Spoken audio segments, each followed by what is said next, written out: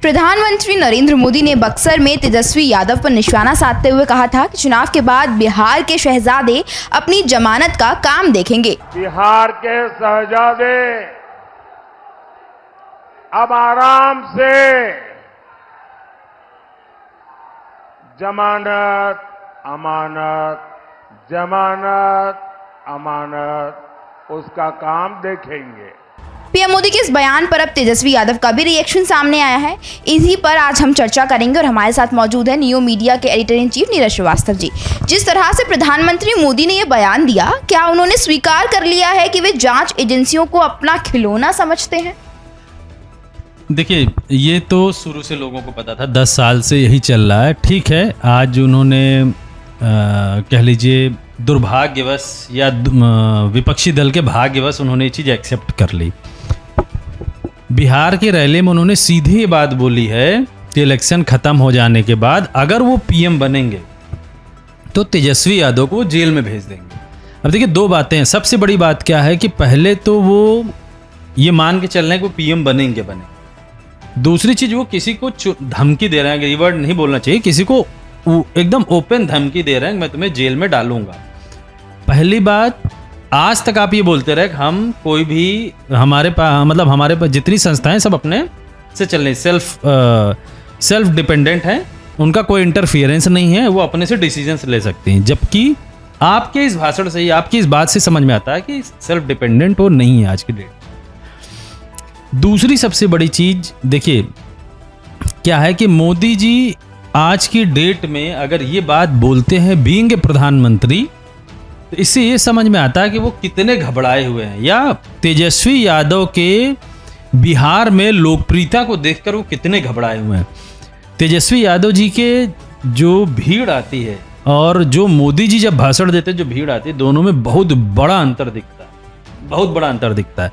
उसका एक एग्जाम्पल और भी है। अगर अभी जो पलटू राम एक जगह कहीं भाषण दे रहे थे, उन्होंने बोला कि मोदी जी जब मुख्यमंत्री बनेंगे, जाके वापस मुख्यमंत्री बनेंगे तो अच्छा काम करेंगे। तो वहां बैठा हुआ आदमी बोला, सर वो प्रधानमंत्री बोलते, हाँ मुझे पता है प्रधानमंत्री, लेकिन अब वो मुख्यमंत्री बने और आदरणीय नरेंद्र मोदी जी फिर मुख्यमंत्री बने, देश का विकास हो, बिहार का विकास हो, सब कुछ हो। नरेंद्र मोदी प्रधानमंत्री तो है। इसका मतलब आप समझिए कि कहीं ना कहीं बिहार में उनसे सत्ता खिसक रही है। उस सत्ता की खिजियाहट है कि जो मोदी जी बोल रहे हैं कि आज की डेट में तेजस्वी को हम जेल में भेजेंगे। जेल में इसलिए नहीं भेजेंगे कि उन्होंने कोई करप्शन किया, जेल में वो इसलिए भेजना चाहते हैं तेजस्वी यादव को कि उनसे मोदी जी के अंदर, देखो, मोदी जी के अंदर एक साइकोलॉजिकल बीमारी हो गई, जो मुझे लगता है वो किसी भी आदमी को, अगर उनके यहाँ का भी कोई नेता उनसे ऊपर उठने की कोशिश करता है तो उसका पर काट देते हैं, उसको हटा के कहीं ना कहीं शिफ्ट कर देते हैं। आज की डेट पे तेजस्वी यादव को हटा तो सकते नहीं, क्योंकि आम जनता को दिल में बैठ गया बंदा, यंगस्टर्स के दिल में बैठ गया, उसके बोलने की क्षमता दिल में बैठ गई है लोगों के, उसको लोग सुनना पसंद करते हैं मोदी जी से कई गुना ज्यादा। तो उनको हटाने का एक ही तरीका सलाखों के पीछे डाल देना। तो सलाखों के पीछे डालने की धमकी दे रहे हैं, सबसे बड़ी बात।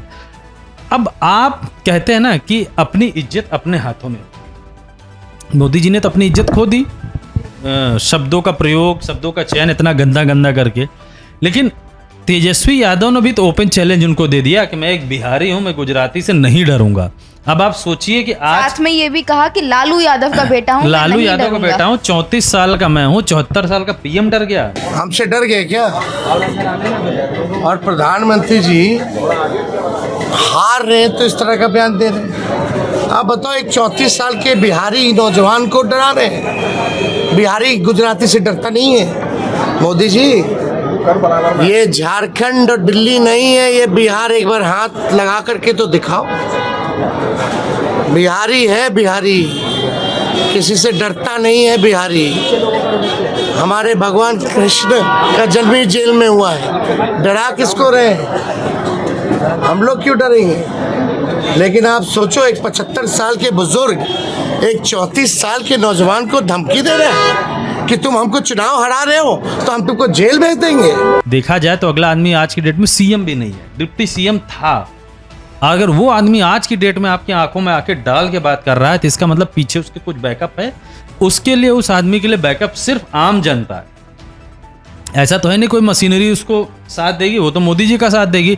लेकिन अगर आपकी आंखों में आज ये बात बोल दिया किसी ने बिहार में बैठ के कि मैं बिहारी हूँ, तो मुझे डराने की कोशिश करते, गुजराती हो के डराओगे, इसका मतलब 2 स्टेट्स के बीच में आप लड़ाई आज की डेट में मोदी जी यहाँ तक शुरू कर दी। सोचिए हमारे देश में अगर ये भावना लोगों के अंदर डेवलप होना शुरू हो जाए कि हमें गुजरातियों से बुरा मानना है, हमें गुजरात के साथ नहीं रहना है, उत्तर प्रदेश और बिहार का आदमी अगर वहां से वापस हो जाए तो गुजरात की कोई फैक्ट्री नहीं चल सकती।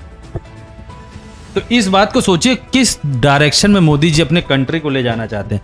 आप एक 34 साल के लड़के के फेम से आपको डर, आपको तो खुश होना चाहिए कि हमारे देश में इतना युवा और इतना तेजस्वी नेता डेवलप हो रहा है। आपको तो उसको और प्रमोट करना चाहिए। ठीक है, विपक्षी होने के बाद भी प्रमोट करना चाहिए। ये एग्जाम्पल पहले के लोगों ने दिया है। अटल जी पक्ष में नहीं थे, फिर भी अटल जी को यूएन भेजा गया था।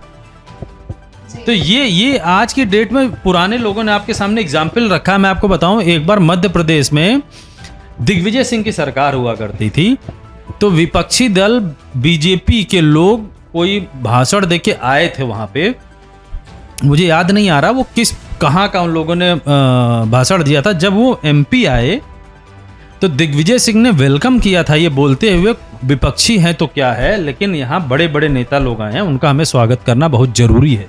हमारे देश की ये राजनीति रही है। और आज आप खुल्लम खुल्ला पट्टेदारी कर रहे हो। ईर्ष्या, आज हमारे गांव में एक कहावत है, पट्टेदारी मतलब पड़ोस के कैसे मार दिया जाए, किसी का लड़का हो तो उसको जला दो, मार दो। आप इस तरीके की हरकत कर रहे हैं। आपको तो शर्म आनी चाहिए। कितने बड़ा प्रधानमंत्री हो कि इस लेवल का काम कर रहा है। आप खुद ब खुद अपने आप को खत्म कर रहे हैं और कुछ है नहीं। तो इस तरीके का कोई पीएम आज तक का रिकॉर्ड है, कोई पीएम इस तरीके का भाषा का इस्तेमाल नहीं किया होगा। क्यों इनकी बौखलाहट है, क्या रीजन है, वो किसी को नहीं समझ। लेकिन हाँ, एक चीज सबको समझ में आ रही, पूरे देश को समझ में आ रही कि ये सत्ता से बाहर हो रहे हैं और बहुत ज्यादा ये सीट पा जाएंगे अगर सही डायरेक्शन में, अगर कोई इन्होंने ईवीएम या इन सब चीजों का इस्तेमाल, गलत इस्तेमाल नहीं किया तो 120 सीट भी पाना इनके लिए आज की डेट में मुश्किल। जिस हिसाब से सत्ता, क्योंकि अगर आप खुद सोचिए, पलटू राम अगर ये बात बोलता जाके मुख्यमंत्री बनिए, जो इन्हीं के गठबंधन में थे, इसका मतलब अंदर खाने कहीं ना कहीं बहुत बड़ा गेम हो चुका है। अंदर खाने कहीं ना कहीं बहुत बड़ा गेम हो चुका है। खैर, आप लोगों की इस पर क्या राय है? अपनी राय हमें कमेंट करके जरूर बताएं और हमारे साथ जुड़े रहें। धन्यवाद।